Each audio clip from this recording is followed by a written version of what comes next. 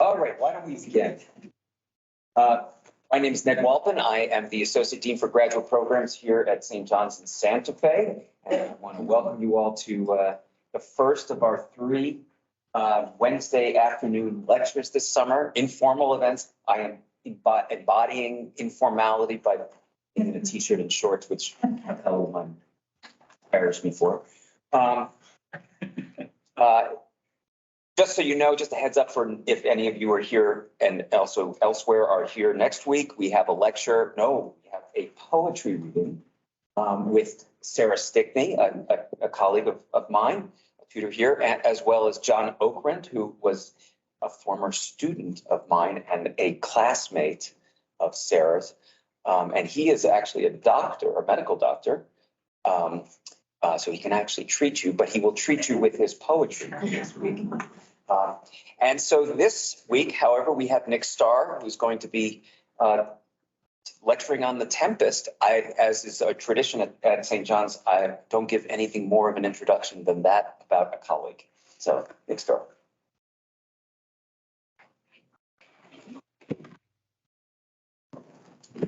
Hey, hello, everybody. Thanks for coming. I should give you a warning before I begin. The lecture is about 50 minutes, a little less than 50 minutes. So maybe a touch on the long side. Thank you in advance if I try to be patient a little bit.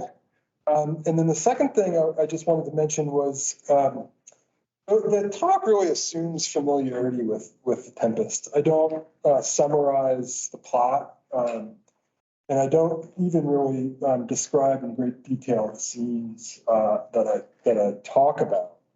That might be something of an obstacle, but I don't think an insuperable obstacle to following the argument. At least I hope it's not an insuperable obstacle. So with that, if people feel like they've kind of suddenly lost their appetite, okay, I won't be offended if you slip out the back door, and if you stay at your own peril. All right. In no other of Shakespeare's plays does a single character so control events as does Prospero in The Tempest. As his project unfolds over the course of the play, all or almost all of the other characters finally bend to his purposes. Now, since Prospero's project is aimed at recuperating the stolen dukedom of Milan, the central interest of the play is his remarkably skillful management of the other characters in order to achieve that end. And as he brings that end to completion, he does appear singularly wise in the art of rule. Indeed, as one scholar has observed, we are more interested in Prospero's wisdom in ordering events than in the way the other characters pursue their own ends. And true though this is, it's also true that part of Prospero's wisdom consists in his very understanding of the way the other characters pursue their own ends. Moreover, as even brief reflection is sufficient to show, his project extends beyond restoring himself to power. For to take only one example, the elaborate measures taken to secure the love match of Ferdinand and Miranda are not, strictly speaking, required for that return. In fact, Prospero's project includes a delicate and extensive involvement with the other characters, altering the ends they pursue and shaping their souls.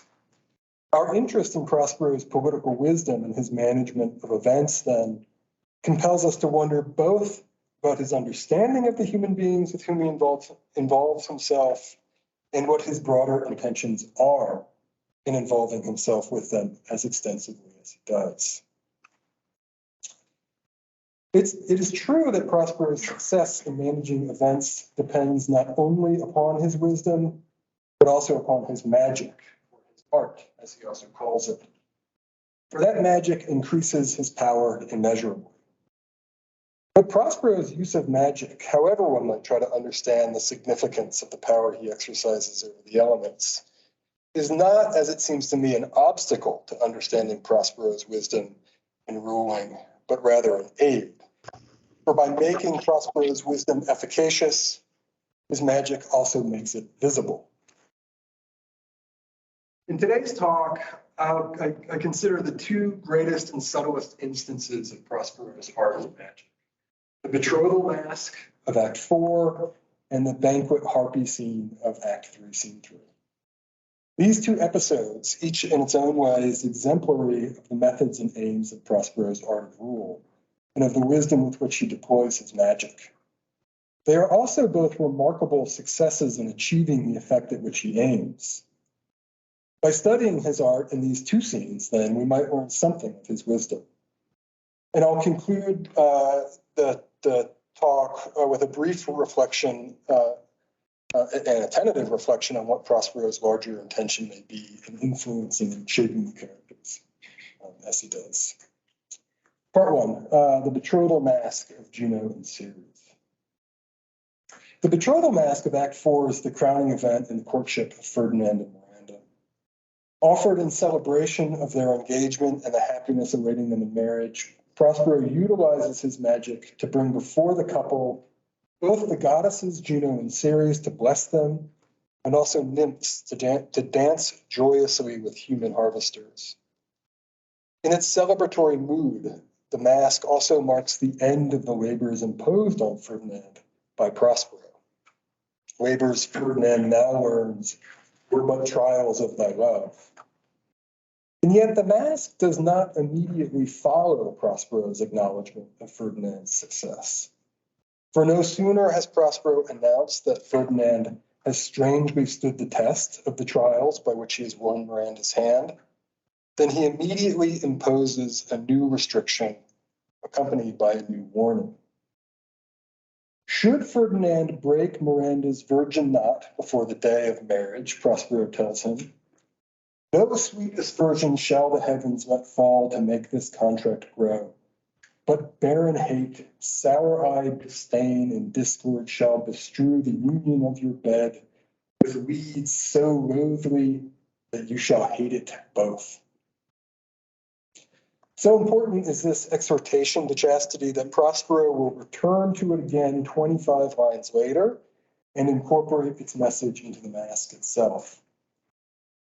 Indeed, with its references to the chaste crowns of cold nymphs, to the dismissed bachelor being last born, and to the temperate nymphs who join in dance with the reapers.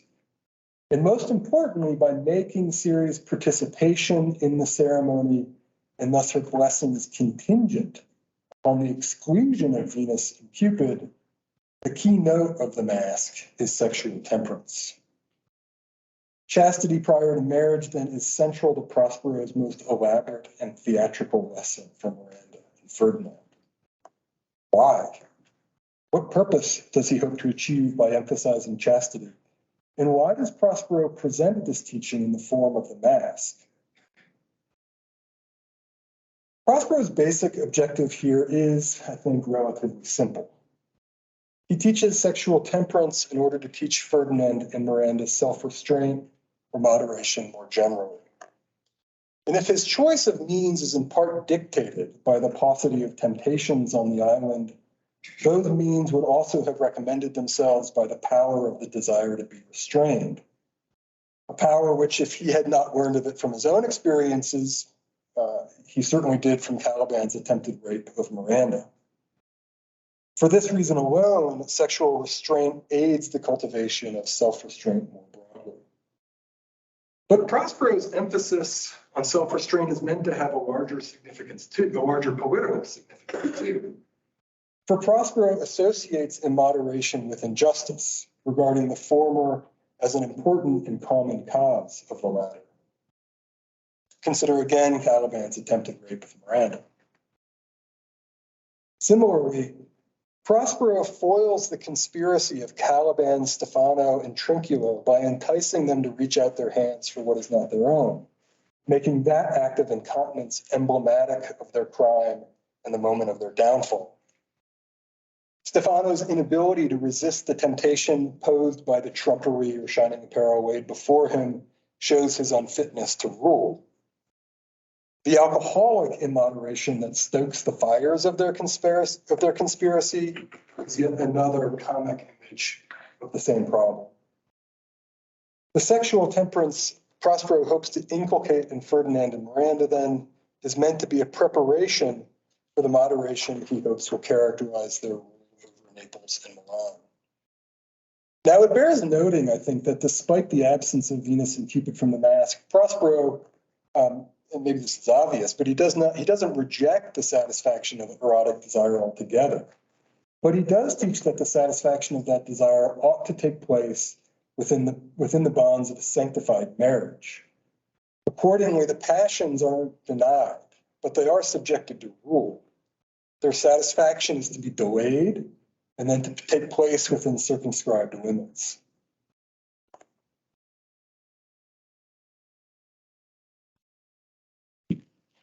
But if this is Prospero's aim, the failure of the exhortation and accompanying warning show the difficulty in achieving it. For despite Ferdinand's solemn assurances in response to that warning, only moments later, Prospero finds the couple in an embrace warm enough to presage more. He thus exhorts them again to be true and not give dalliance too much the rein. But having done so, Prospero now includes a further observation. He says, the strongest oaths are straw to the fire in the blood. He thus seems to recognize that neither Ferdinand's assurances nor the fear of a distant and hypothetical future in which disdain and discord have made the marriage but hated would succeed in restraining the fire in the blood. Against the tendency of love to throw off or to break the limits imposed on it, fear and oaths prove weak and unreliable measures. And it is in light, then, of the failure of this initial exhortation and warning that Prospero finally introduces the masque as a new means to govern that desire. But with the masque, Prospero no longer attempts to govern by inspiring fear, but by addressing their hopes. I'm going to skip a section where I discuss how the difference between Prospero's governance of Ariel and Caliban, in particular the reasons why Prospero can govern Ariel by means of his hopes and not Caliban. We can talk about that later if you want. So I'll pick up a couple paragraphs later. Now, Ferdinand's willingness to labor in the tasks of a slave for the sake of Miranda and her wish to shoulder those burdens herself to alleviate his pains demonstrate not only their mutual love, but their willingness to suffer for the sake of that love. For they hope or expect from their love a good so surpassing in excellence as to compensate for any trials they suffer on its behalf. And it is that hope to which the masque finally appeals in its effort to encourage self-restraint. The masque begins with Iris calling Ceres to join Juno, a contract of true love to celebrate, and some donation freely to estate on the blessed lovers. In responding to this call, Ceres to repeat makes her participation in the masque contingent upon the exclusion of Venus and her son Cupid. But in affirming that Ceres need have no fear of their company, Iris reminds Ferdinand and Miranda of their late dalliance. Here thought they to have done some wanton charm upon this man and maid, whose vows are that no bedright shall be paid till Hymen's torch be lighted, but in vain. On the brink then of a mass that promises the blessings of the gods, Iris reminds the couple of their brush with immoderation, underscoring what their moderation thus makes possible for them. The choice of Juno and Ceres as the two goddesses of the masque is perfectly appropriate. In the previous act, Prospero had listened as Ferdinand, affirming his love of Miranda, had called out, "O heaven, O earth, bear witness to this sound and crown what I profess with kind event if I speak true." Prospero thus arranges his masque such that the Queen of Heaven, and with only, I think, just a tiny liberty of interpretation, the Queen of Earth do in fact bear witness to their love, and do in fact crown with kind event the declaration of his love. The happiness that the mask promises to the young couple is a gift of the gods. Moreover, the appearance of the goddesses on stage is meant to confirm for Ferdinand and Miranda their sense that their love somehow connects them to the gods. For when they first see one another and fall in love, both Miranda and Ferdinand suspect that the other is a divine being. Now, to be sure, that first impression does not last. But neither does it simply vanish without a trace. In his last speech of the play, Ferdinand assures his father that though Miranda is immortal, nevertheless, by immortal providence, she's mine. It seems to me that Prospero's art in the mask is directed to strengthening this feeling for Ferdinand. Both in bringing the two goddesses on stage to bestow their blessings and in representing a happy commerce of gods and men in the concluding dance of nymphs and human harvesters, Prospero merely articulates and hence affirms and deepens what the lovers had already sensed in their experiences. But Prospero does not leave it at that. He introduces moderation by making it a condition on which the fulfillment of their hopes depend.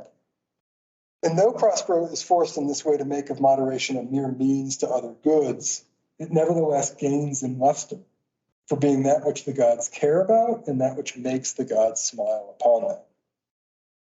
And unlike his warning, Prospero's mask is a terrific success.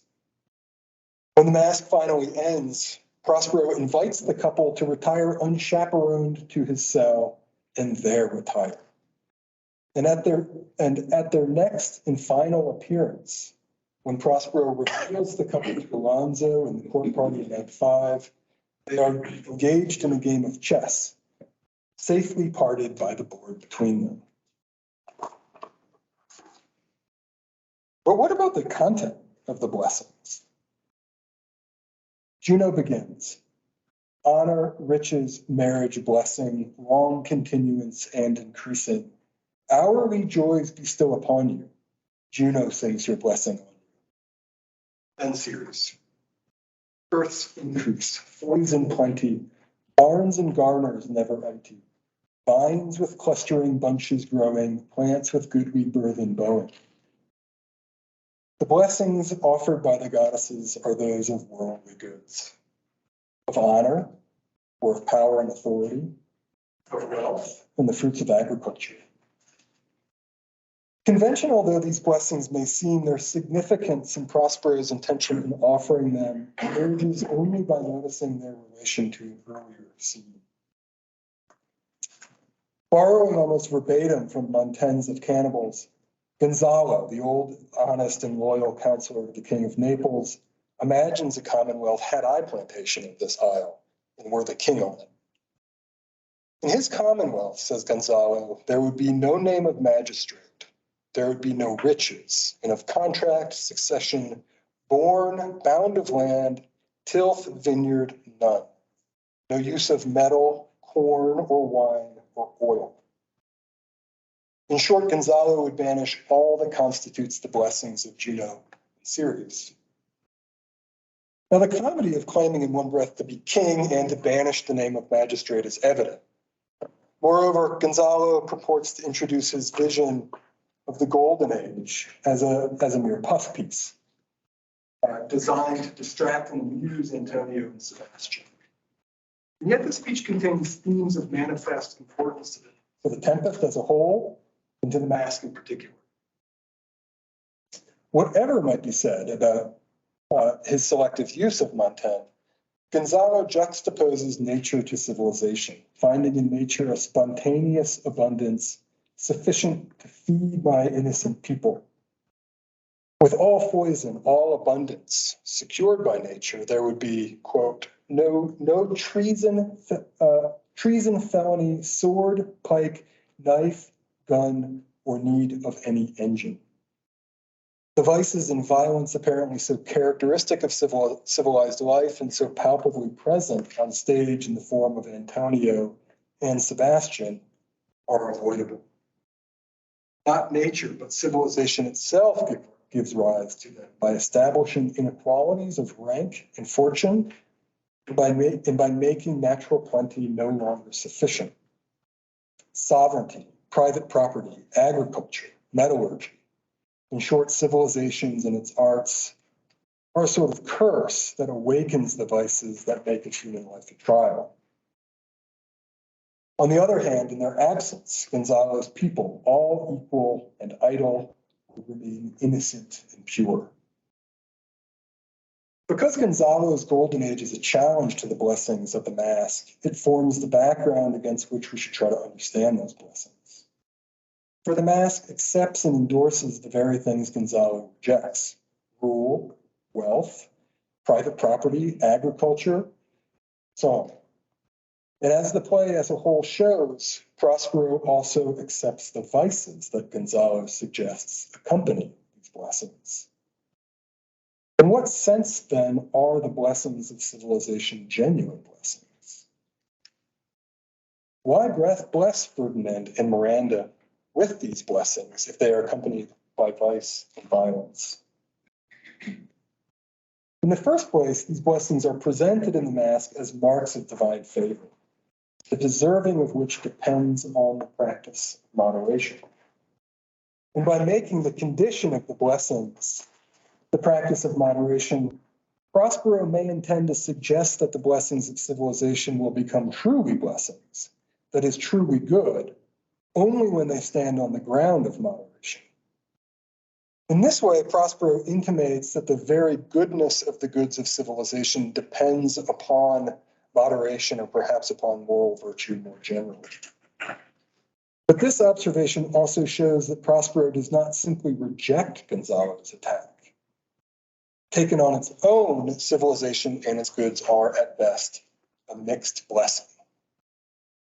But for those possessed of moderation, the necessity of living with, and hence learning to manage the propensity to vice that arises together with those very blessings, does not of itself turn those blessings to curses.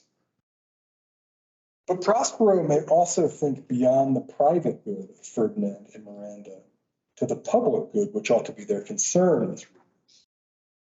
And in this respect, he may hope to impress upon them the thought that good rule, understood as moderate rule, is requisite to make of civilization a blessing more widely applicable. And yet, one might still wonder whether Prospero has fully met Gonzalo's challenge. Are the goods of civilization good enough to outweigh the cost of self-control and of the vice and violence that accompany them? Let me try then to offer another and a tentative answer. Although the mask responds to Gonzalo's critique of civilization, it remains silent about one item among those Gonzalo had spoken of. Nowhere among the blessings of the mask is there mention of letters or learning. Gonzalo, sorry, I lost my place here. Gonzalo had, however, in addition to sovereignty, property, and so forth, had eliminated letters, and rightly so, for the possibility of letters depends upon the civilization he calls into question. Now, for Prospero, learning of the sort that tore him away from a concern with rule is and remains a good greater than his kingdom. It may well be, then, that the most important good of civilization, at least to Prospero, is the understanding of the world that it makes possible and preserves and transmits in letters, even if the conditions of that possibility also introduce novel forms of moral action. The mask may point beyond the blessings it promises to Ferdinand and Miranda by silently drawing to our attention the blessing of understanding.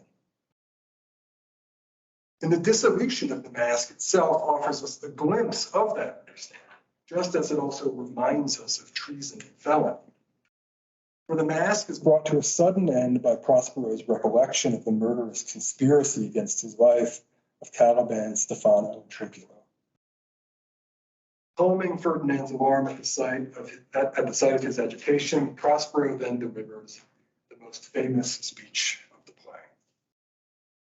Our revels now are ended. These our actors, as I foretold you, were all spirits and were melted into air, to thin air. And like the baseless fabric of this vision, the cloud-capped towers, the gorgeous palaces, the solemn temples, the great globe itself, yea, all which it inherit, shall dissolve. And like this insubstantial pageant faded, leave not a rack behind. We are such stuff as dreams are made on, and our little life is rounded with sleep. Here, in the expression of his understanding of the world, Prospero, I think, stands in his sharpest contrast to Ferdinand and Miranda. For by reflecting on the impermanence of all the world contains and of the very world itself, and by stating that all who inherit the world leave not a rack behind, he intimates the absence of any permanent care or even any lasting memory. But for Ferdinand and Miranda, it is immoral providence that has brought them together, and the providential care of the gods that blesses them. But the very contrast here may also indicate a certain similarity. For Prospero on the one hand, and Ferdinand and Miranda on the other, look beyond the present world, the one to its final impermanence, and the other to the gods whose favor or disfavor shapes this world. For neither, then, could politics or rule occupy the totality of their concerns. In this respect, too, the mask merely confirms one of Prospero's central objectives with Ferdinand's trials. It is to help him to see that his love of Miranda and all it promises is more important to him than his own or any kingdom. Having called on heaven and earth to crown with kind of his declaration of love, Ferdinand then makes that declaration. I, beyond all limit else in the world, do love, prize, honor. If Prospero thus supplies Miranda and Ferdinand with an understanding of the world and of themselves different than his own, it nevertheless shares the sense that there is something of deeper significance to human life than politics. And Prospero has perhaps given an indication in the speech we have been considering of why he might have chosen to encourage this sense in Ferdinand and Miranda. We are such stuff as dreams are made on, and our little life is rounded with a sleep. So Prospero concludes his reflections. What does he mean by this puzzling and beautiful line? I think he means that despite and because of our very mortality, human beings tend to make images of themselves in the world, however imaginary, however dreamlike, in accordance with which they tend to live their lives. And this is true of Antonio and Sebastian, Caliban and Stefano, no less so than of Ferdinand and Miranda. The character of a human life, the ends we choose to pursue, would then depend to a great extent on the character of these dreams. In recognition of this, Prospero creates his mask.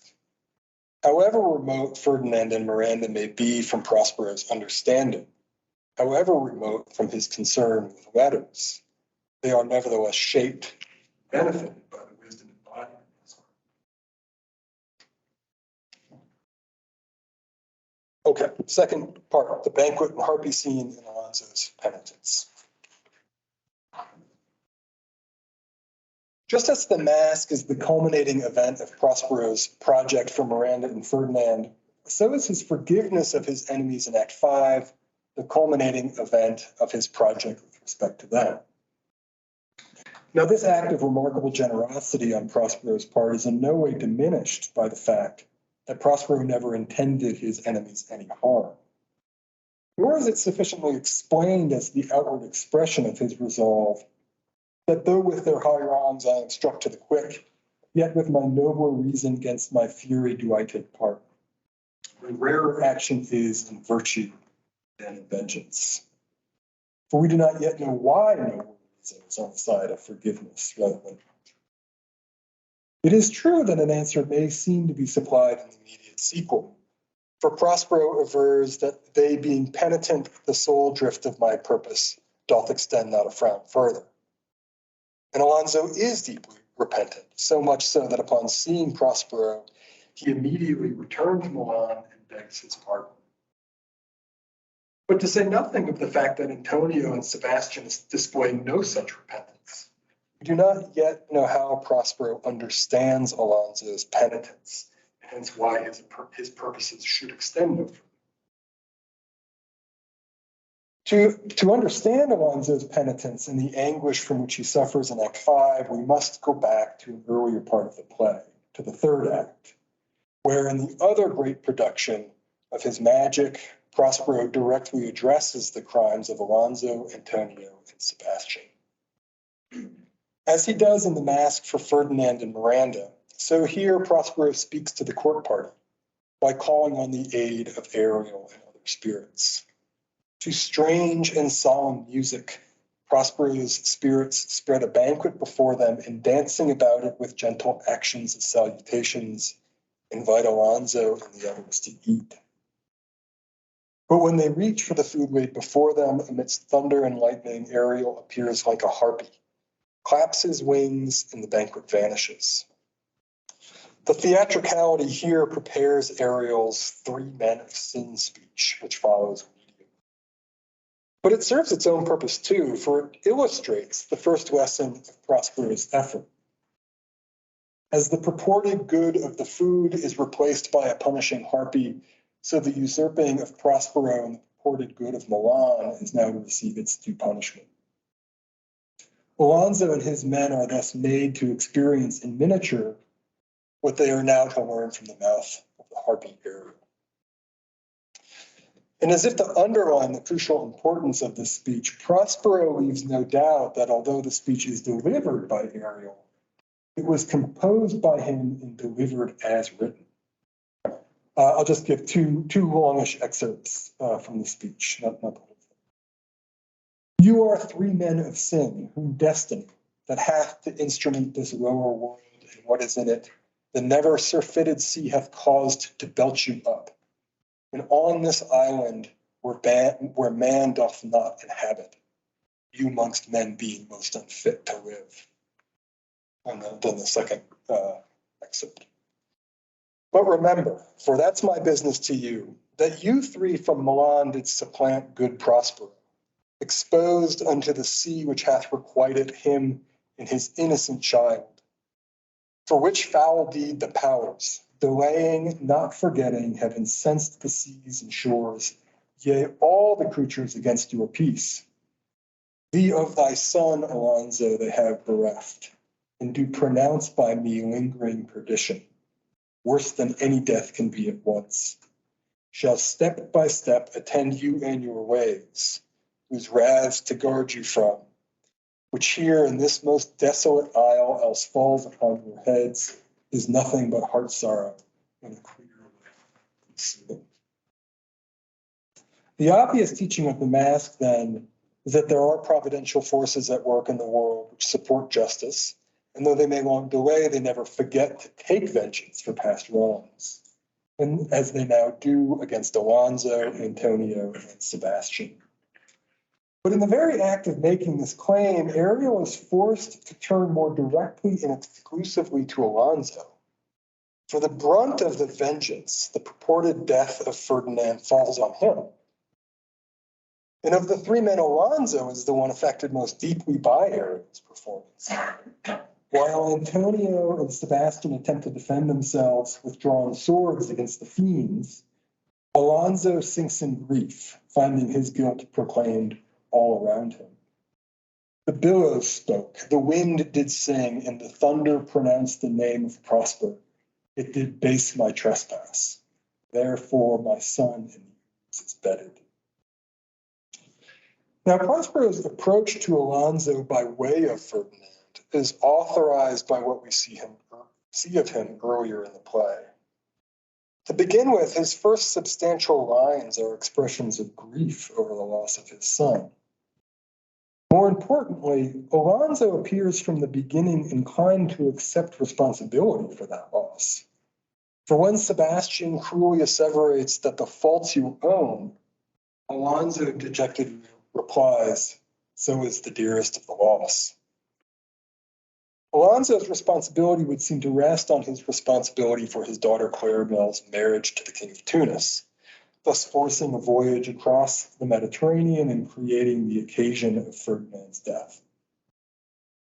And Alonso himself points to the marriage, wishing now that I had never married my daughter there, for coming hence my son is lost. Because the marriage is the proximate cause of Ferdinand's death, and because he is responsible for that marriage, Alonso is also responsible, formally at least, for Ferdinand's death too. But Claribel's marriage to the King of Tunis was insisted upon by Alonso, likely for political reasons, despite being loathed by Claribel and objected to by his friends and counselors. It is surely resented by Sebastian, and almost certainly by Claribel too, perhaps also by the others. Might then Alonso suspect, especially now that he is paying the price for that marriage, that he was wrong to insist on, that he was morally wrong to sacrifice his daughter's happiness to his own purposes? I think he does, and that he accordingly regards the marriage not only as a proximate cause, but as the moral cause of Ferdinand. And being responsible for that marriage, he is also morally responsible for Ferdinand's death. At any rate, though Alonso wavers regarding whether Ferdinand has in fact died in the storm, and thus also wavers with respect to his own culpability, when he does accept that Ferdinand has died, he nowhere entertains the idea that his death is simply a matter of chance, the unlucky result of a freak storm. Alonso's moral experience, then, such as we see it here, and however tepid it may be, is bound up with his love of his children. Grieving over Ferdinand, he is stimulated to consider anew his actions toward Claribel. And yet, it's obviously the case that just as his moral sensibility posed no obstacle to turning out Prospero and Miranda from Milan and exposing their lives to the sea, so his love of Claribel posed no obstacle to sacrificing her happiness. Alonso's awareness of both his love of his children and his moral commitments is apparently a dim one, at least when the play begins. Perhaps it's only now, under the pressure of his grief, that they are beginning to make themselves felt powerfully. At any rate, only after the storm, as if for the first time, does Alonso lament of Claribel that having married her to Tunis, he ne'er again shall see her. Just as the death of Ferdinand has brought home for Alonso the depth of his love of his children, so Prospero's aim in the Harpy scene is to deepen the sense Alonso already has of right and wrong, to bring that sense more forcefully before him and to make it operative in his life. He therefore confirms Alonso's feeling of moral culpability for Ferdinand's death. In doing so, however, Prospero reorganizes the landscape of Alonso's guilt, for he replaces Claribel's marriage as the source of that responsibility with the injustice done to Prospero and to Miranda. Now, such a step is, of course, necessary for Prospero's purposes, but it might seem to replace an immediate and clear cause with one remote in time and less clearly connected to the events leading to Ferdinand's purported death. Thus weakening the causal connection, the substitution might in turn weaken Alonso's guilt. And yet the substitution makes sense, both morally and psychologically.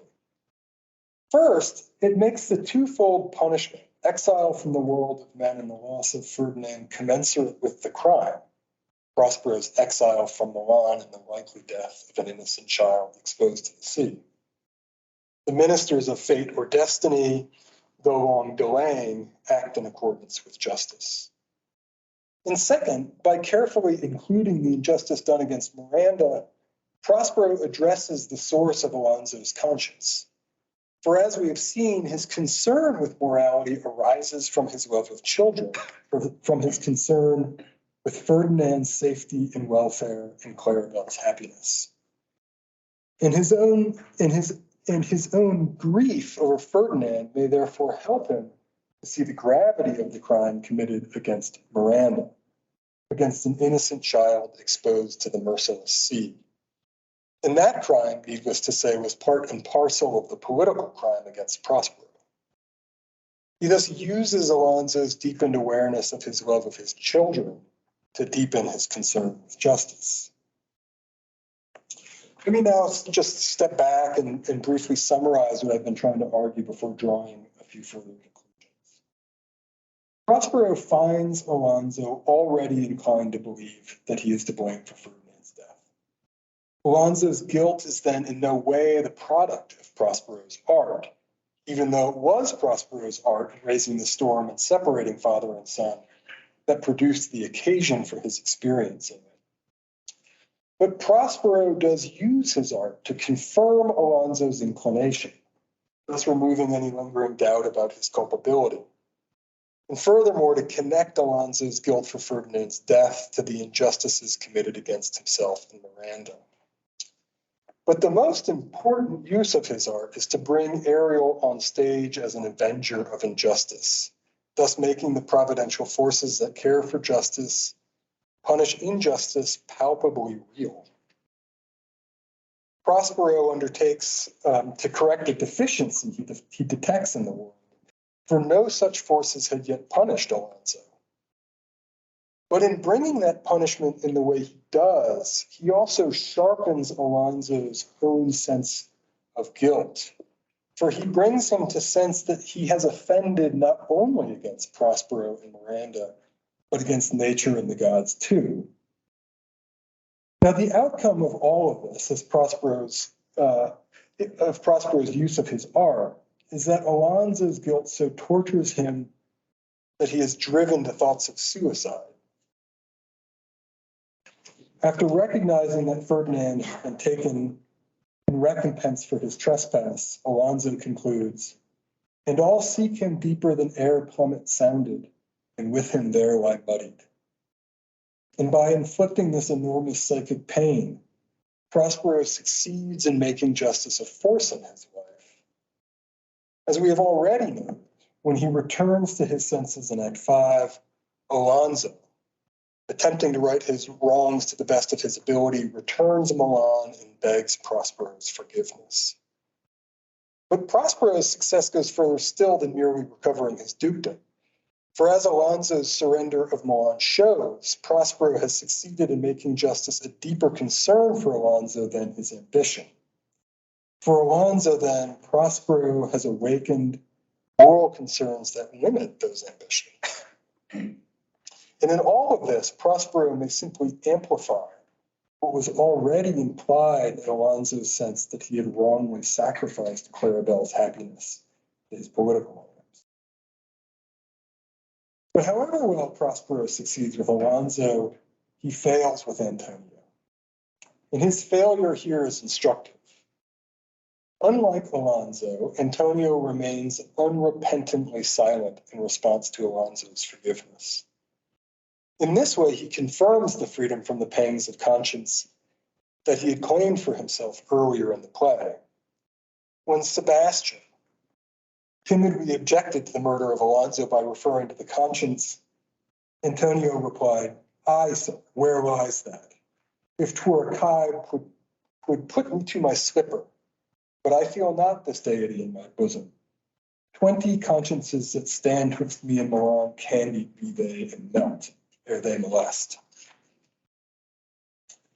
Keeping Alonso's experience in mind, perhaps it should not be a surprise to find that Antonio appears to lack, in addition to a conscience, strong attachments of love to another human being. As a result, Prospero is unable to work on his soul as he does on Alonso's. The raw material is missing for deepening his moral experiences. And without those experiences, Antonio remains to the end without that deity in my bosom to punish him for his wrongs. There is then a limit to what Prospero can achieve with his magic. He can indeed use his magic to inflict pains on Antonio, but he cannot transform those external punishments into internal ones. To continue with those punishments would be but cruelty. Accordingly, whereas Prospero's forgiveness of Alonso is offered freely in recognition of Alonso's grief and repentance, and with confidence in the moral revolution that has taken place in him, his forgiveness of Antonio and Sebastian is prefaced by the threatening notice that he knows of their conspiracy, and here could pluck his highness's frown upon you and justify you traitors. At this time I will tell no tales. Their conspiracy to murder Alonso, Prospero holds in reserve against future attempts at wrongdoing. While he may forgive Antonio, he does not mistake his forgiveness for trust.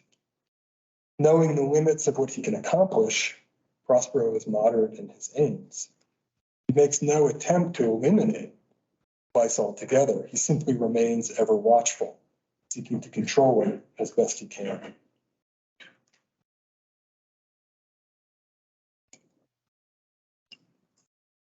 Okay, the conclusion. Prospero's art and his intentions.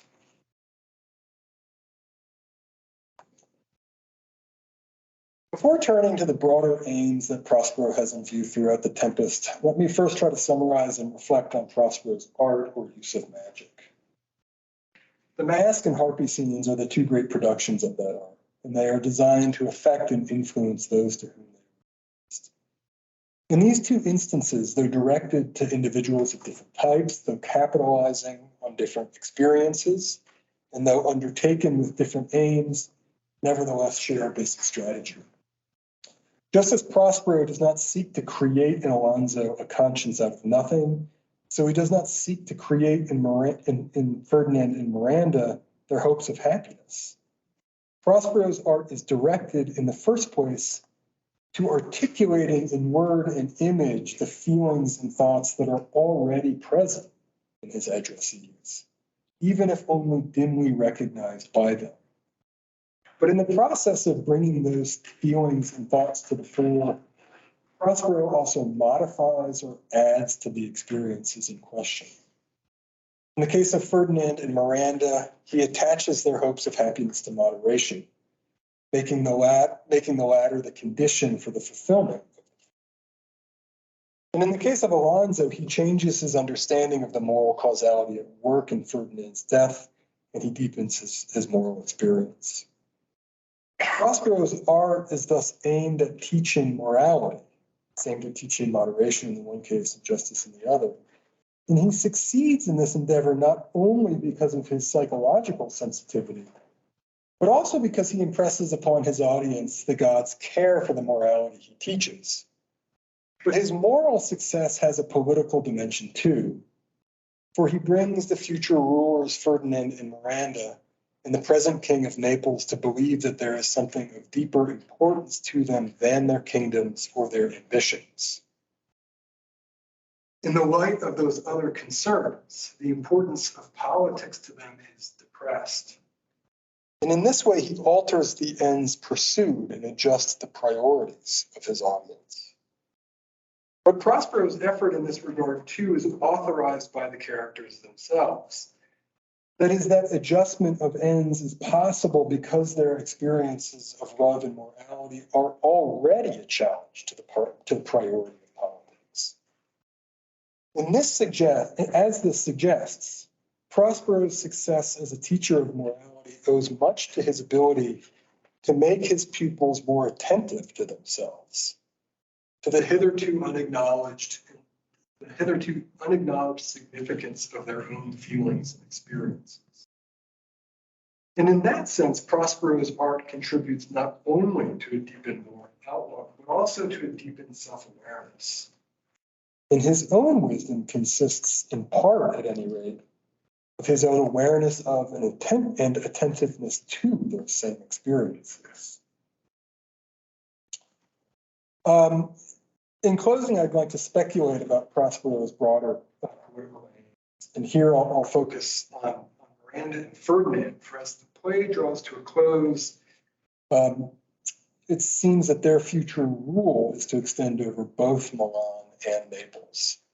And in this respect, Prospero preserves what Alonso had begun. But if I am right about Prospero's intentions, the character of Ferdinand and Miranda's rule will be markedly different markedly different from Alonso's. And though it is difficult to say with any confidence what that rule might look like, let me hazard a modest attempt. In his last great act of stagemanship, Prospero draws Alonso and his men toward his cell and beckons them to look in. As though pulling aside a curtain to present a final miraculous tableau, he reveals Ferdinand and Miranda playing at chess. Failing to notice their audience, they engage in their final exchange with one another. Miranda begins. Sweet Lord, you play me false. No, my dearest love, I would not for the world. Yes, for a score of kingdoms you should wrangle, and I would call it fair play. Though Miranda remains naive in important respects and has much still to learn about human beings, she has evidently absorbed something of the lessons of her father's mistakes in Milan. She reminds her soon-to-be husband of what governance may require of them. Wrangling may be necessary, even right, for much less than the world. Encapsulated here in miniature, then, is both the sense that politics is not the deepest human concern and the recognition that this need not lead to an irresponsible renunciation of the wrangling that good rule requires. And in this, Ferdinand and Miranda prove a kind of imitation or reflection of Prospero himself, who has shown at Oculus that there is no essential incompatibility between wise political rule, the harsh measures it requires, and the thought that politics is not the deepest concern or highest end of human life. Prospero may try then, to the extent he can, to make their rule bear some similarity to his. And by preserving, perhaps even as a matter of public life, and by drawing attention to ends that claim to transcend political life, Prospero may seek to encourage reflection of the sort he himself must have engaged in on the variety of human ends, on the relation between them, and the hierarchy among them. The Tempest, too, as it seems to me, encourages us to undertake that same reflection.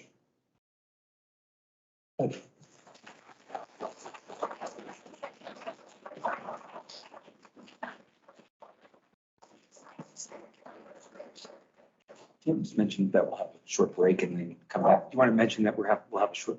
We'll have a short break. We're going to have a short break. You can have some snacks and then we'll gather for some questions. And people online will also be able to ask questions. Go ahead, Kit. Question. I wondered what you thought at some point toward the end of the lecture, you kind of rounded up some of what you were arguing and sort of said, I think the line was like, the purpose of Prospero's project is moral education and then also political cultivation as well. And I wondered, I think there's a line in the epilogue, right, where at least the Prospero actor will say, my project was to please. Mm-hmm. And I kind of just wondered how you thought about that side in relation to the kind of moral education that you brought out so clearly and well. Well, that's a good question. That's of course directed to the audience. Sure, yeah. And so that's kind of I think that epilogue is an interesting reflection on how to put it. Let's just say the way that a playwright has to deal with their audience. They have to please the audience. They have to fill the theaters. They got to bring people in, amuse them, make them enjoy the play. But of course, the play is supposed to educate the audience too. And so those two things seem to me to go easily together. Is that the play educates by pleasing. If it doesn't please us, we leave. We don't want to read it again. We don't want to invest ourselves in it. And so that's like the necessary condition of the playwright's art, is that first of all, they address the audience in some way that the audience likes. They appeal to them. They appeal to the material that's there in front of them. And then on that basis, then, I mean, it works in a similar way to what Prospero does in the play, then on that basis to try to give them an education. Yeah, and that makes a lot of sense to me, is that at that part of the play, he's sort of referring, meta-theatrically to the art of theater. I guess I just wondered if, sort of in light of your reading, if you thought there's sort of if there's a kind of implication in the play that moral education ought to be in some way pleasing of the art. That's what the art is, that the aim of the art is to please, but it's also moral education. So not just playwriting, but also the art of moral education, if pleasure has anything. It might in some cases. I mean, it does in Ferdinand and Miranda's, I think, that's quite pleasing for them. I mean, Ferdinand is like totally blown away by this thing. And so kind of midway through, he says, boy, I just wish I could stay here forever. But Alonso's education is not so pleasing, it seems to me. And so they're different cases. They're very different cases. And there's an important difference that I didn't talk about in the paper also between the two instances. It's very clear to Ferdinand and Miranda that it's all made up. I mean, they don't think any of this stuff is real. So they're aware that it's just a product of Prospero's art. But Alonso is not. It's not perfectly clear what Prospero is going to explain to him at the end of the play when he says he will explain what's happened. He just says, I think he says something like it'll be probable to you, or it'll seem probable. So he's going to change for Alonso a little bit of what Alonso experienced, but I don't think doesn't seem to me at any rate that he's going to say, oh, that was just me doing this neat stuff. I think in that case, it would undermine what he tries to do. Whereas it doesn't undermine what he's trying to do in the case of Ferdinand and Miranda. So anyway, so the pleasure is, I think, it can be used sometimes, but not always. You seem to be suggesting that it's something used for the sake of moral education, and I was wondering. I'm sorry, just could you say again? You seem to be suggesting that pleasure, but also pain, for the sake of a moral education. That's Prospero's. I was wondering what you thought about the relationship of Prospero to Shakespeare, if they're both, in the end, think of themselves as educators of morality, or if there's something more to it than that. Oh, sure. No, I think there is. I mean, I think that speech at the dissolution of the mask, and when Prospero says my volumes are more important to me than my kingdom, he's going to act as a moral teacher. He has to in the circumstances that he finds himself in. But it doesn't seem to me that Prospero that for himself is his primary or sole or occupation, or even that's the thing that he's most devoted to. But he has to do it, and so he engages in it in the play. But there are other things too, I think, that matter to him more. And how do those other things relate to morality?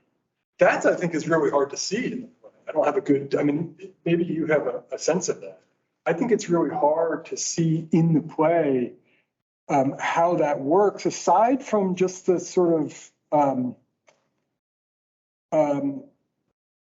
the sort of general suggestions that I made. I put it in a different way now, but it seems to me that Prospero, you could say that Prospero wants, if not Miranda and Ferdinand and not Alonso, because maybe they're not the most promising, people for the sort of stuff that he's interested in. But it seems to me that he does kind of open up a distinction between political virtue on the one hand and moral virtue on the other. And those two things can come into conflict with one another. And so in the way that he sort of brings out or draws out more forcefully the moral concerns of the characters, he's also going to make those things collide.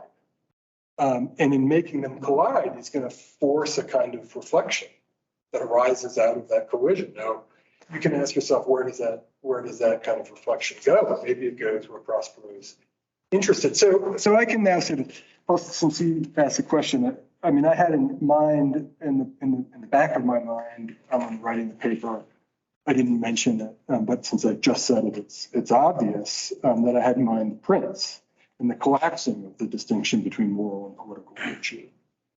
And Alonso is a kind of Machiavellian prince. And so I think Prospero is responding to that, and trying to kind of open up that space a little bit again so that those things can come into conflict. But he does it in a delicate way because he's aware of the political problems that can create.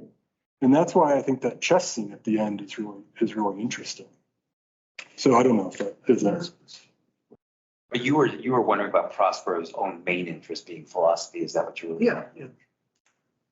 But do you want to say more about that? Or Well, I mean, is the moral a means to the further end of kind of thinking about the kind of clash that you talked about that goes beyond morality? It can be, but it doesn't. I mean, sure, I think it can be. That's what I just tried to say with the conflict between the political requirements and moral requirements, and that would be then an avenue for reflecting more broadly that might lead one to philosophy. But it doesn't seem to me that is played out in any specific way in the play that I can see. I mean, I don't see evidence in the text that that's exactly what Prospero wants. His primary aim, I think, with those characters is a moral aim.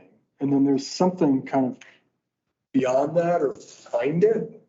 But in the play, that plays a pretty subordinate role.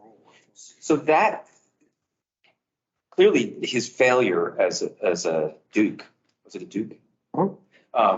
Was because he actually just didn't care about the moral or the political. He was just interested in fundamental questions.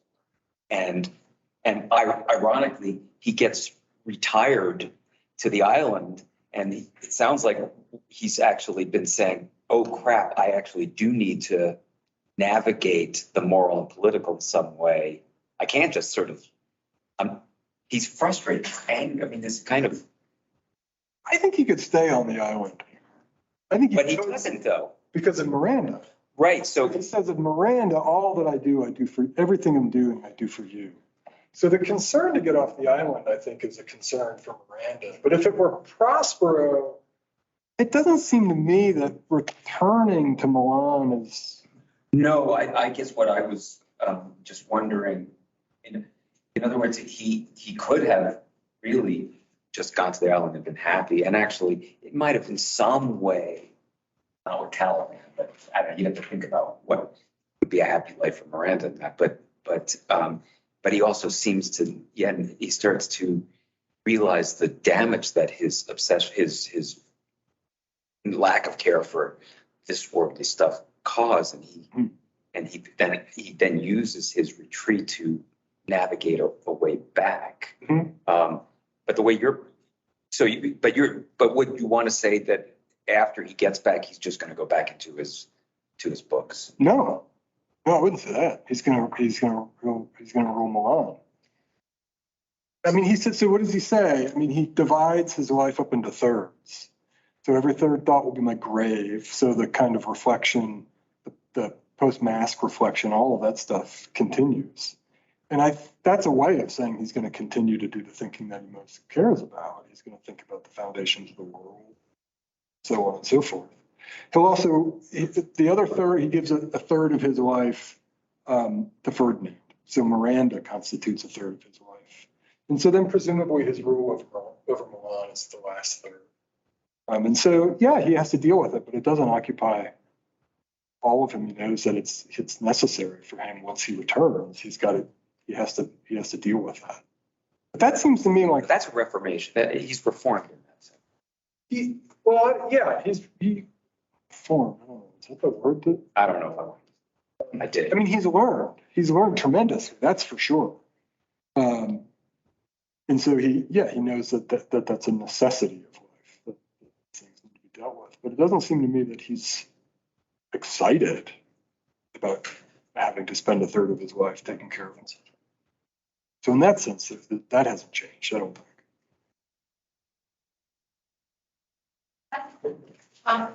Everyone has been that speech in 5:1, the passage that I'm interested in begins with reference to his rough magic. Yeah. But this rough magic, I hear abjure.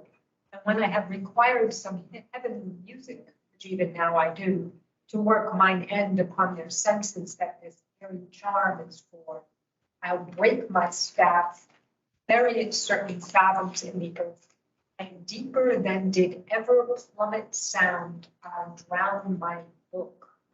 Now, I might have thought when he abjures his rough magic that that's only that what he's giving up is something very limited.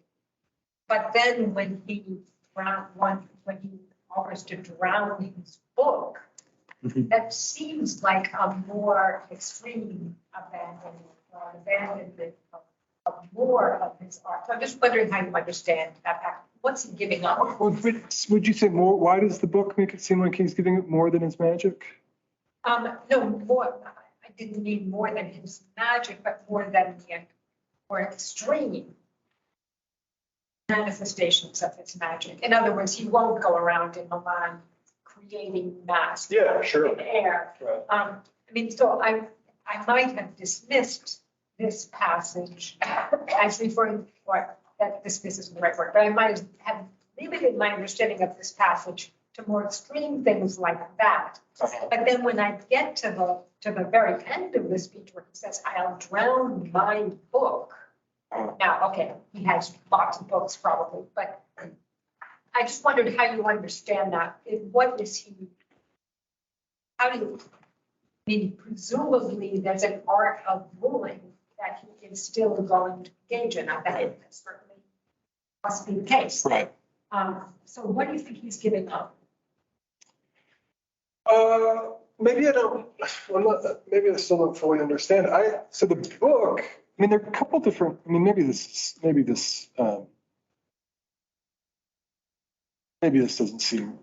won't seem right. There's a couple different references to books, but then there's a couple different references to a book. Yeah. So Caliban refers to his books. If you get rid of his books, then he won't have his magic. But Prospero at the end of Act 3, Scene 1, he says, I have to go back to my book in order to work up my magic to deal with all the other things that I have going on. Out to my book. Yeah, book in the singular. So there, it seems to me that he's got a book. He's got some magic book. And so I'm just inclined to think of drowning the book as just an abandonment, a leaving behind of that magic art. He can't bring that back to Milan. He has to rule there and live there by the tools that he has as a normal human being, without that power that's been increased by that. I just want to follow a little bit. I mean, but isn't the art that he's using, I mean, I guess it's not so obvious to me that the art that he's been using is primarily occult. And so I'm not seeing a clear boundary between something that he would give up and something he maintained. His art, I take it, is like Shakespeare's art, creates illusions. Mm-hmm. Maybe, I mean, all his talk about providence divine is an illusion of an illusion. Mm-hmm. So I mean, it would be odd if he finds it necessary on the island that he wouldn't find that necessary any longer in Milan. Right. So I'm just, again, so is he giving up anything, really? Is that, You see where I'm going? I mean, I think, it's yeah. not, I mean, while, I mean, I said before, he's not going to go creating masks out of thin air, but I guess I don't see a clear boundary between that activity and the creating of illusions that he may need in order to rule well. So I'm just wondering if there's a boundary between what he might be giving up and what. They sure, I mean, they help, but I think it's in a way, I mean, I'm kind of inclined to divide the two in a way that he has a kind of art of rule that he possesses. But that art of rule, his wisdom is limited in power because we're just limited. We just can't access. We can't call forth the sorts of things that we might want to call forth in order to make people experience their own experiences more powerful. So the play in a way gives us a coincidence of power and wisdom. It shows, what does it look like if somebody that knows human beings and knows how to work on human beings were also to have power? So, that way it looks kind of like the Republic. It echoes the Republic. So then it makes that wisdom active, or it makes it powerful in a way that it might not otherwise be. But that would also show the danger of it, because at least the way that I'm inclined to look at it now, and maybe this is what you disagree with, is that the power is deployed or guided by a kind of wisdom. But it doesn't have to be. It wouldn't necessarily have to be. What would that be if it were not guided by a kind of wisdom? Well, it would be Sycorax's powers. And so that would show the difficulty of a human possession of that kind of power, more generally speaking, it seems to me. So I think Prospero, being sort of aware of that problem, would say there's no way that this kind of can be brought back to Milan. It just has to be left here. But I think that's not the way you see it. So The distinction you just made between what he does and what Sycorax does, I certainly agree with. But I guess I still don't see how to characterize what he's leaving behind versus what he's maintaining. And it seems to me the ability to control the elements may be very useful. I grant that he's going to, that he's worthy of trust, that he's going to use his powers, his art for good. Insofar as he's capable of that, he'll have a lot more problems when he has a whole city to deal with. But I still don't understand what you think he's saying.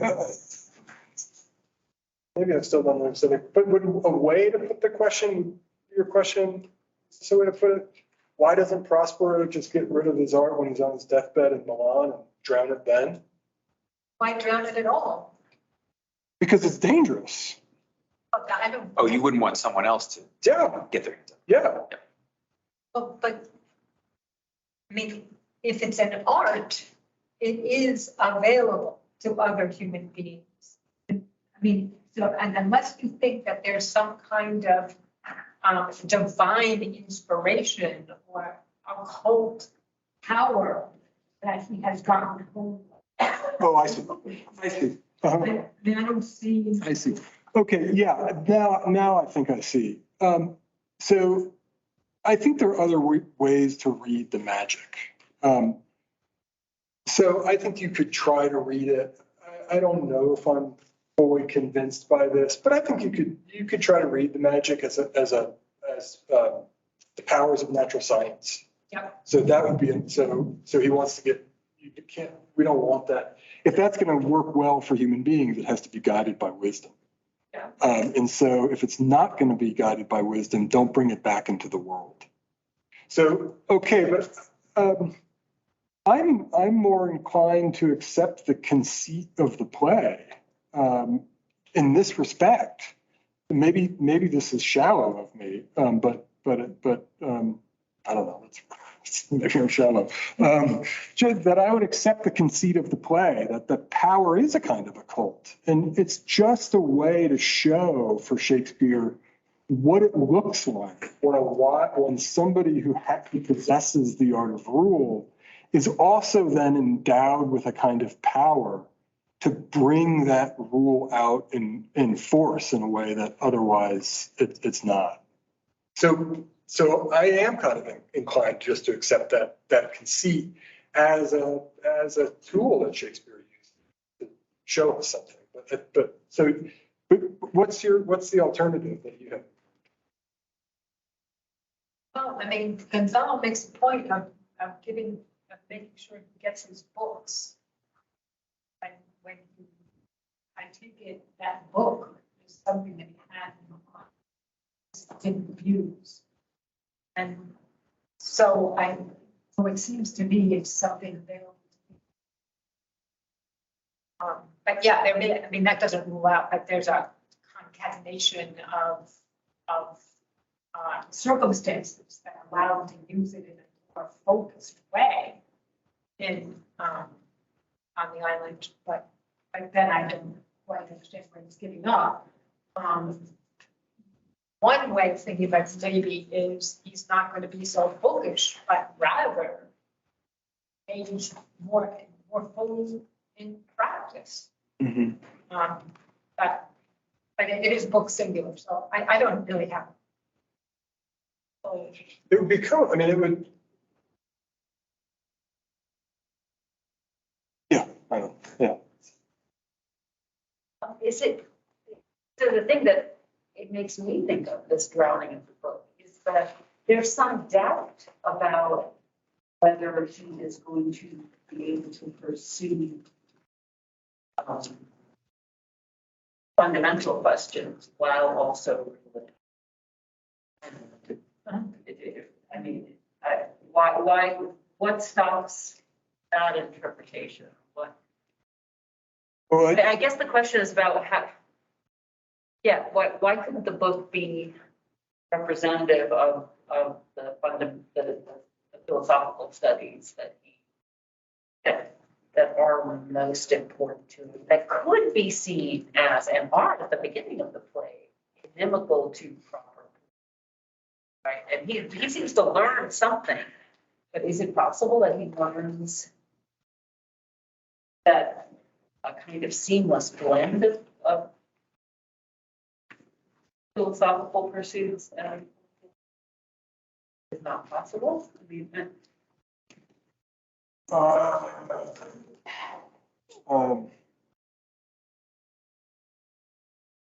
well, I guess I'm confused by a couple of things. It seems like so you want to draw a distinction between abjuring his magic and drowning the book? Is that?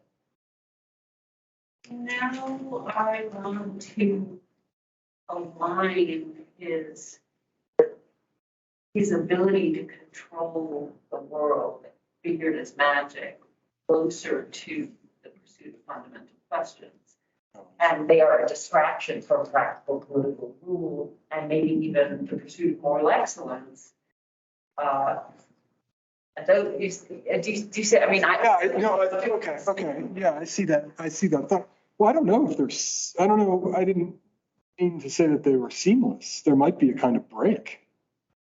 okay. He's just got to deal with the world that he lives in. But then he has this other thing too. And there could be a very sharp distinction between those.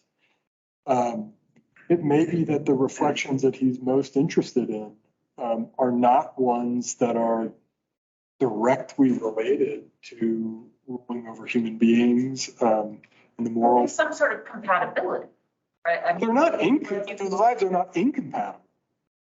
Although each costs the other something just because there's a limited amount of time.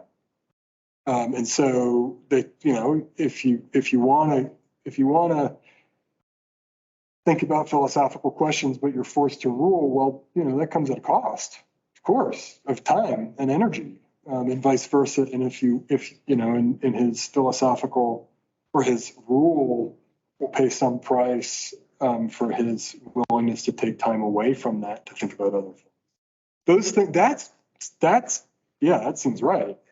All I meant to suggest was that they're not an interest in the philosophical questions doesn't force to renounce political life. And it doesn't force one, it doesn't make it impossible for one to act as a wise ruler. That limited concern, that limited statement was all I meant to suggest. I mean, it does suggest maybe that Prospero has a deepened appreciation for the moral and political world. I mean, I've said that it's a kind of necessity to deal with, and it is a necessity to deal with.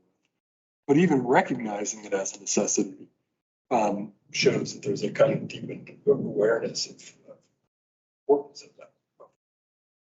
So that's maybe goes with Ned's reform question. I think that's right. Maybe I was thinking along the same lines as Arturo.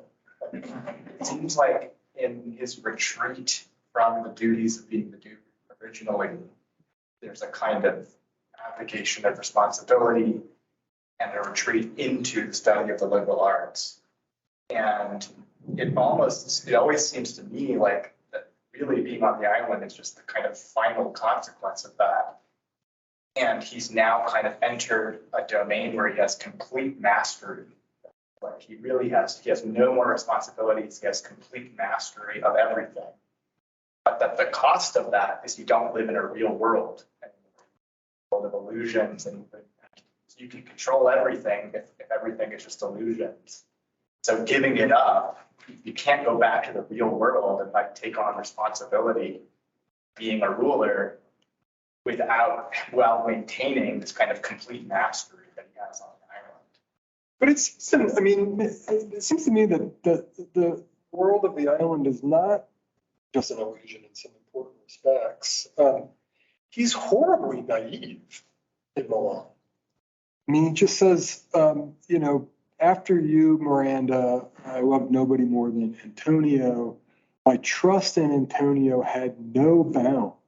And I couldn't believe that after I had made him take over all the responsibilities for ruling, he actually wanted to be Duke. Oh my God, how could that have? So, I mean, it seems to me that he really is naive. He just totally misjudges human beings in Milan. So there's a kind of fantasy there. When he comes to the island, he has to deal with Caliban on the one hand and Ariel on the other. And he governs both of them. And so I think he learns the art of governing on the island, in part from those Caliban and Ariel, who's a spirit. He has to manage them. And so the island is in a way a kind of real place where he's got Caliban, who's a human spirit. But by looking at them, by interacting with them, he learns about human beings. That, I think, is where he gets his education, his political and moral education. It's from Caliban and Ariel, and not so much from his books, but actually ruling, actually dealing. And it's also true that when he gets to the island, he makes exactly the same mistake that he did in Milan. So I showed up here, this Caliban guy was here, I brought him into my house, I fed him, I taught him some stuff. He was 15, we lived like a family, and then he tried to rape my daughter. So he just trusted. And so I think he had a naively rosy picture of human nature. In that way, Miranda's not so different from it. It's his care of Miranda that he feared for her, that then made him, that sort of brought him into activity, into political and moral activity. And so then he realized, okay, I have to rule Caliban. And what is this thing that I'm ruling? And now I've got Ariel, and Ariel's very different than Caliban. So how do I rule that? And so it seems to me that the island is it is a world of illusions in a certain way, but it's also it's a real world. He learns more about humans than he did when he was at home. So, yeah, I think I just totally agree with that. It's just, I wonder if it's not that the illusion can't be good and productive, and that you could learn from it, but that if ultimately it's a place where his peers are spirits and dreams, that's what you get when, that's the consequence of pure mastery that he has, is like kind of coming. But that doesn't mean it's not like there are things to learn in that setting. But if you want to go back to the real world, you have to give that up, because you can't just this kind of puppet master that you can be in the real world. And that's. So the capstone project for Prospero in his education was when he had the opportunity to try out his understanding of human nature on the other people that he brings to the island. Kind of. Proves that, in fact, yep, he figured them out. Now I can go back. Yeah, I think that's a way to put it. I mean, he does. I skipped this, but he does with Miranda and Ferdinand very much what he does with Ariel. So is he a Machiavellian finally? The theoretical approach is insufficient. Well, I don't know. I mean, I think it's a question what he studied in Milan, and it's. Well, I know, but I mean, was there even a theory of human beings in Milan? Did he study human beings in Milan, or did he? Yeah, or did he just study natural science or something like that? He does call it liberal arts. That's right. And both he has to have a version of freedom. Have aversion to freedom. Well, it can't be the same, but yeah. Wait, a version or a version? Each has. Okay, got it. Thank you. Yeah, okay. Wants freedom. Yeah. His own lives. Right. Yeah, sure. I would have thought that was sort of what the play is sort of having you fools now. So I'll just say this. And try to be quiet. He says to Miranda, "Oh, was the fortune of Providence?" Well, guess what? It was both. Hmm. And he stipulates that Providence is that allocated stuff. Whether that's really Providence or not, just goes on like wanting him out to sea when that things happen. So you can't be sure of that. The other thing he says, well, it's providential that all those people that I want are on that boat. How's he know? Mm-hmm. He can't know. Mm-hmm. Unless he has more magic than he lets on. Mm-hmm. So it seems to me the contest there might be, well, what is the relationship between Providence Uh-huh. and it may be that it isn't one or the other, which is what it seems to indicate. But so how do they go together? So that would be Machiavellian and enterprise. Uh-huh. But I don't know. What do you think?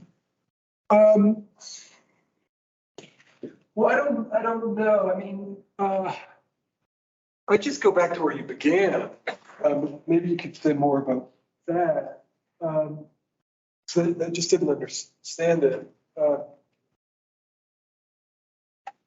Just that he has to experiment or learn by doing. But that seems to me, that education, he says the same sort of with Miranda when she says, oh, mankind is so beautiful. And he says, well, you haven't seen so much of them yet. So, we just need some experiences with human beings to learn about their various differences and their character. Just Providence versus fortune. So you have to do, if Providence is Providence and it works, you have to see, okay, I'll set it up and then see if it works out. Something like that has to happen. In other words, you bring people and you see whether they have consciences. Realize you can work on one and not on the other. It seems to be if the conscience is just a product of like anything else, then you have a perfect art. You're perfectly Machiavellian. If consciences are not, but if in fact it's somehow given that some people in fact by nature have consciences and others don't, then it seems to be that it isn't, that's providential to some. Uh-huh. It's peculiar. I don't know. This won't address. I don't think it'll address what you're saying. But Prospero's comment on Antonio and his lack of a conscience is that he's unnatural. And so he makes him, I mean, so that's a kind of interesting statement of, That's true. what's that? And there is a providence. That's true. It's natural. No, he's unnatural. The conscience ought to be there, but it's, Conscience ought to be there. but it's not. So therefore, there's a natural providence. But it's ineffective because it's not there for Antonio. For Antonio, that's true. And it might not be there for, I mean, it might not be there for others. Antonio is kind of peculiar because it's strange to run across people that just simply have no conscience. Any idea how he moved? Was he a good? Antonio? I don't know. I don't see any evidence of it, but it does seem to me he might not have, he might not really have ruled. I mean, he's totally under the thumb of Alonso. So, well, I mean, Alonso, what does Alonso do when he comes to his senses? He just gives back Milan as though it's his to give. So he totally dominates Milan. And it's also clear when Antonio hatches the plan to kill Alonso, Antonio is going to kill Alonso. Sebastian's going to kill Gonzalo. And then Sebastian will be under the thumb of Antonio. That's also very clear. So those two cities get put together and somebody's always on top. And so I think we don't see Antonio's rule because he's a puppet. He's just. Right, he uses the auxiliary. Yeah, It's amazing because it says he made those people under him his own. Yeah, right. So why did he use his own? Right. No, he seems very good when you see what he's done to take over. But then he calls in Alonso. Yeah. Yeah.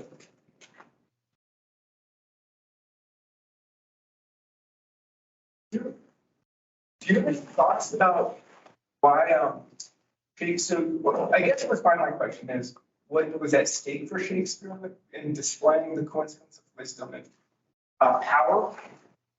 But I'm interested in the fact that Prospero seems like a very compromised philosopher, right? You mentioned him dividing up his life in thirds, right? Which in a way, it seems to me like he's giving 2/3 of his life to his daughter. 1/3 directly and the other third as a result of that. And then you look at Socrates, and he's in a sense not a married man, according to Xenophon. He doesn't worry at all about his children's education or abandoning his children. And so I wonder why Shakespeare chose such a character.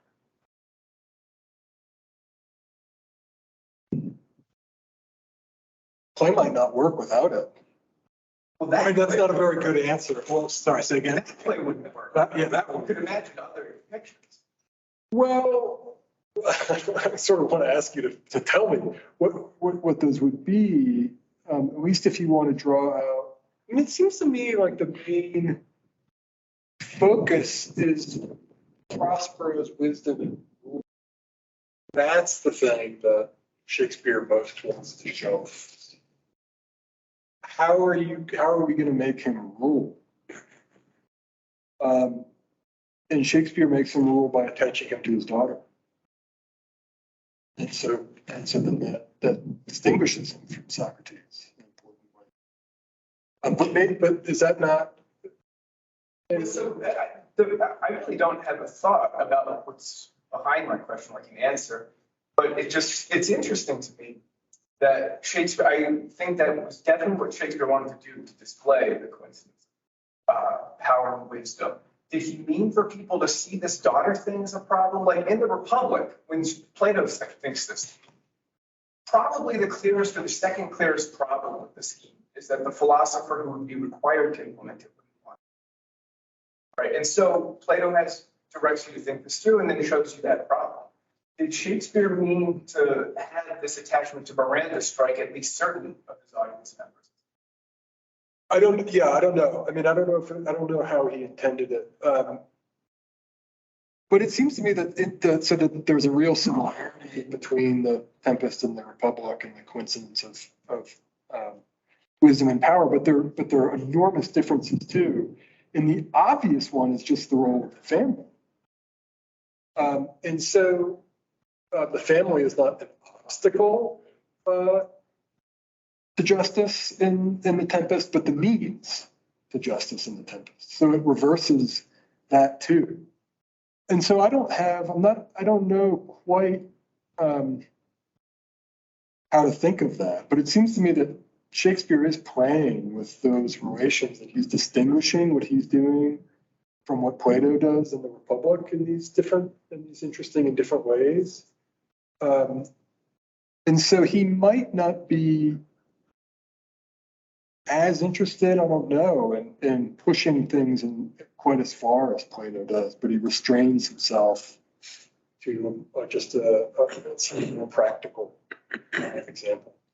I don't know if that's sufficient, but I've wondered about these differences, but I don't know really what to do with them. I think in other words, some people, want to turn Prospero into a philosopher king, but that doesn't seem quite right to me. There are obvious similarities, but the differences are just as important. Those added for Shakespeare. I'll just say the differences seem to be much more important than the similarities. I just want to mention the one that seems most important, and that's Prospero's use of comparing divine revelations. Right, the first change made in the Republic is to make the gods not reveal themselves differently to other people, and to say they would at most benefit wise men. And then later they seem to be replaced by the forms, which don't care about us at all.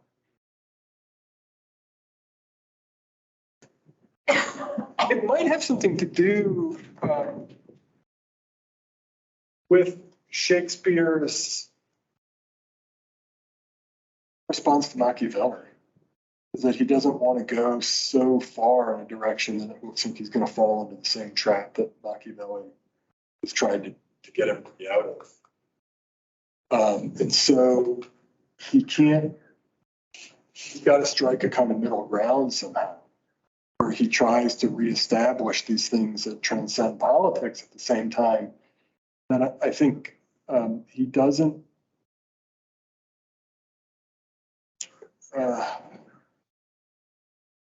It's not clear to me, at any rate, that Prospero thinks that those other concerns ought to control political concerns. He's interested in detention. He's interested in sort of working in that area somehow. But does he really think that it would be much better if Alonso were became a kind of religious fanatic and was a ruler? He might become a kind of religious fanatic if he just went off the island without Prospero trying to kind of diminish the importance of all the miracles and revelations and so on and so forth. So I don't know. It seems to me that there's a kind of middle ground there that Shakespeare wants to kind of stake out that doesn't lose the importance of Machiavelli's insight, but also recovers something of the public concern. That's a hard middle ground to kind of find. I think. That makes sense.